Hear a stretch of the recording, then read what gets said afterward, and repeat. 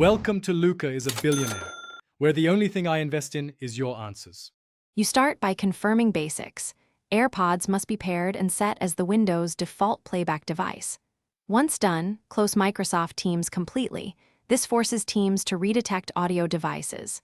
Now open Teams, go to Settings then Devices, and look for your AirPods under Speaker and Microphone. If both appear, select them explicitly so Teams routes sound correctly. This prevents Windows from using a different default device. It also avoids Teams falling back to low-quality hands-free mode. Once AirPods are selected, make specific quality choices. Pick stereo, not Bluetooth hands-free, in Windows Sound Control panel because hands-free limits volume and quality. In Teams, disable or lower noise suppression temporarily, since aggressive suppression can drop perceived volume. Then match sample rates if possible. Set AirPods to 48,000 Hz if available. After changing profiles, restart Teams so it reinitializes the audio stack. This ensures Teams uses the higher quality. Finish by updating both your Bluetooth adapter drivers and the Teams app. Out-of-date drivers can cause low output.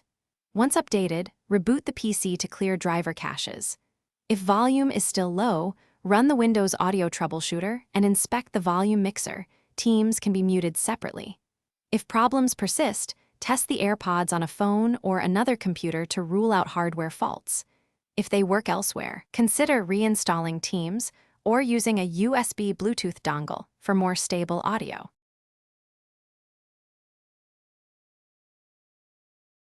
Thanks for watching and please subscribe. It's the best investment you'll ever make.